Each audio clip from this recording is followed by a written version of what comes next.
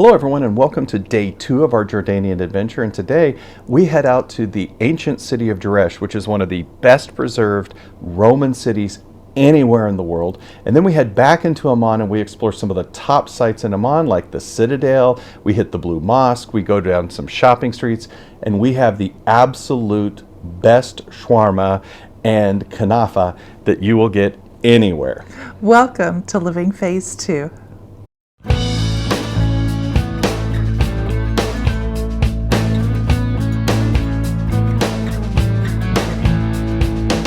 Hi, I'm Mike. And I'm Nancy, and we're empty nesters striving to live life to the fullest. And we have been living that full life here for day 2 of our adventures here in the Middle East and Jordan. We sure have been. Well, friends, this day started out pretty much like yesterday. We got up and we had the hotel breakfast, which was absolutely incredible. They have quite the spread going on. And once we had breakfast, we met up with our guide, and he and our driver took us to Jerash. Right. It's about 45 minutes to an hour, depending on traffic, outside of Amman. And we started off by heading up and going through one of the triumphant gates. Now, this wasn't the main gate of the city, but it was a gate that was put up in honor of one of the Roman leaders when he came to visit the city of Jerash. And so they built this extra gate, and it was quite spectacular. It was incredible. Yeah. And from there, right behind that gate is what's called the Hippodrome, which was a massive stadium that would have been used for, different types of competitions, games, might have been chariot races, might have been gladiators, might have been whatever was here in the Hippodrome that could seat thousands of people, and it was a massive area. We got to walk all throughout it. Now, one thing that you may note here is we are literally alone. We are. There is no one around. There's just very, very few people who are touring this part of the country right now. Yeah, so this gets to that theme that you're hearing us that's threading throughout our entire set of adventures that we're sharing to you here. Now is the time to come visit. I mean, this is perfect weather. It's 62 degrees, it's sunny, it's wonderful, and there's no crowds. And believe me, the people of Jordan, the people of this area, it's completely safe here. I mean, we've had no issues. People are friendly. In fact, they're smiling and they want to use their English, and they're like, because they study English in school. Very welcoming to tourists right now. Just people randomly walking by. Welcome to Jordan. Welcome to Jordan. They're so happy to have us here. Well, we left the Hippodrome and then we continued on throughout to the Central Forum area.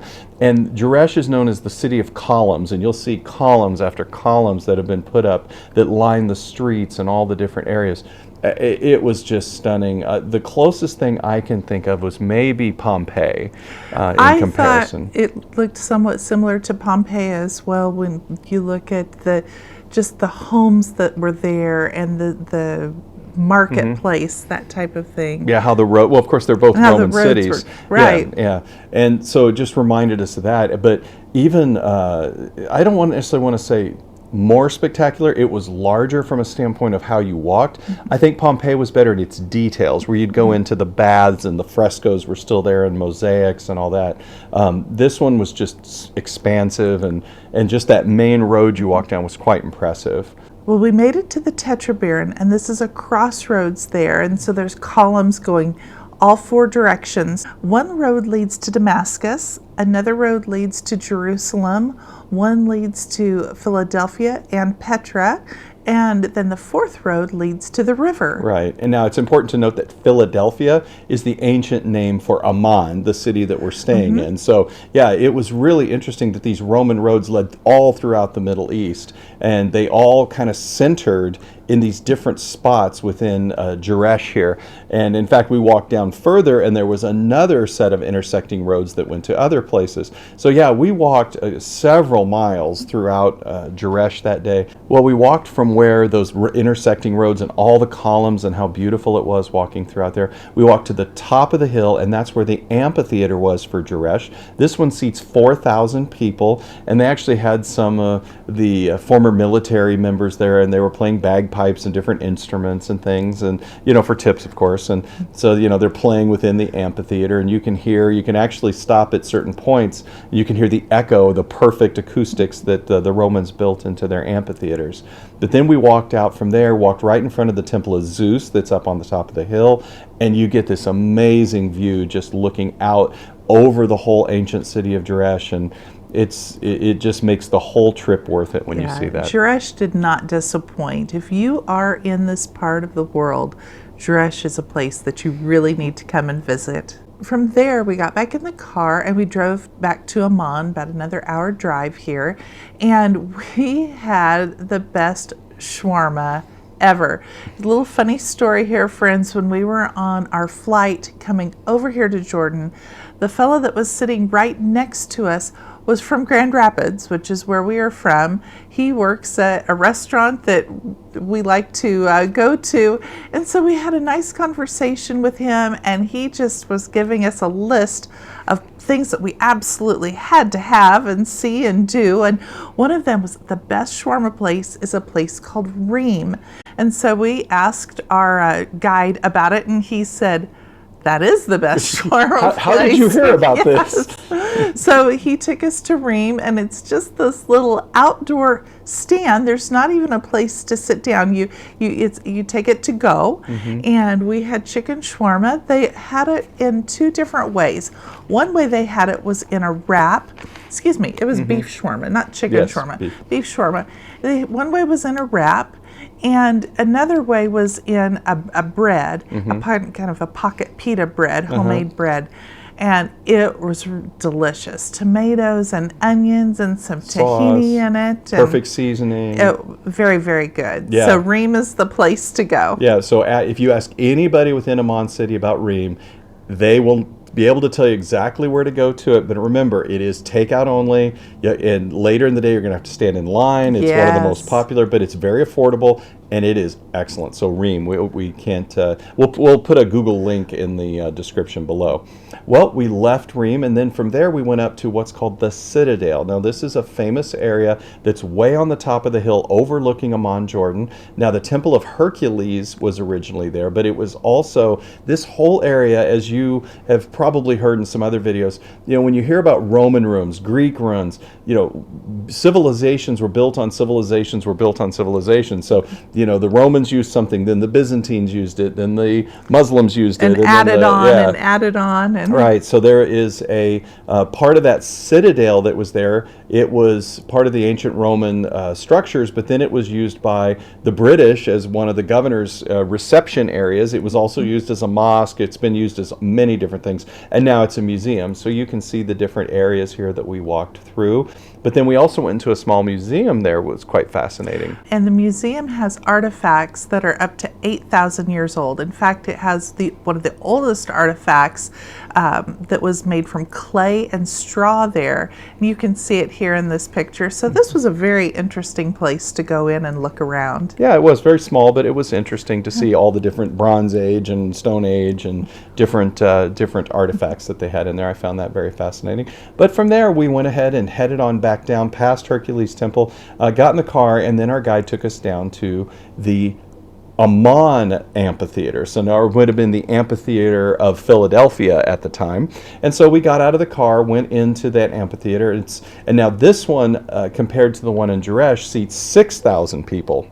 So obviously Philadelphia or Amman was a much bigger city, because the Romans would have built a much bigger amphitheater. And so we, walked through the amphitheater. There was one part where, you can stand on one side of the amphitheater, put your ear to the stage or to the seats, and you can hear it all the way on the other side, even if you're just talking in a normal voice. Right, so that was kind of cool. Yeah. And also a lot of echoing there if you're standing in the specific spot. That was cool. Yeah, there's a mark with an X, and you can hear it echoing here. There. Stand right there. Oh, even coming off here, it doesn't. Okay, talk. So this is the echo point. Wow. It really does. That's quite impressive, actually. And here they had two small museums that we went into, and the first one talked about or showed different trades that they would do back in the day, just kind of how they lived back in the day. Maybe there was a pot polisher who was there, and different, just whatever the trade may be, weavers, things like that. The other museum showed various dresses that people would wear, or their outfits that they would wear, and so it's interesting. Again, fascinating. Well, from there we went ahead and walked out the kind of side gate of the amphitheater, and now we're into downtown Amman, or the old city. So we walked through all the different shops and markets. They had, this is where all the local people are shopping. There's dresses and coats and, gold for sale, and incense and food, and, everything that's there for sale. And from there we went into specifically one of the large fruit and vegetable markets.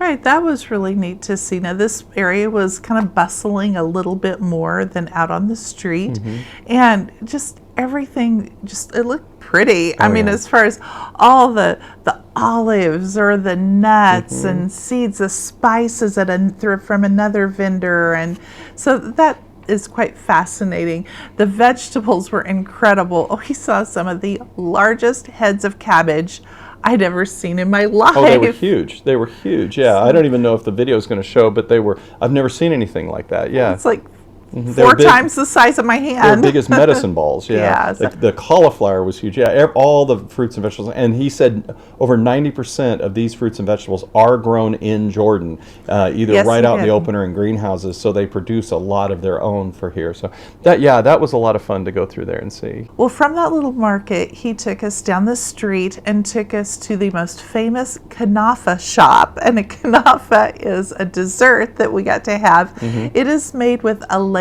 of goat cheese, and then it's got noodles on top, and then a syrup, and it's cooked and it's served hot, and I think there's a little sprinkle of pistachios on top.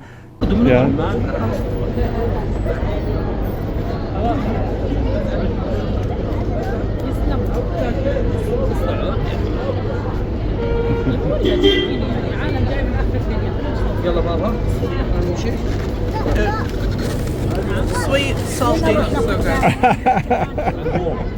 good. It's really yummy. Good. Really good. Be sure, if you're in this area of the world, but especially here in Amman, get the kanafa. You will not regret it. It is wonderful. We had one more stop to make on our day, and that is going to the King Abdullah I Mosque. Now, this mosque was completed back in 1989. It can hold up to 3,000 worshipers.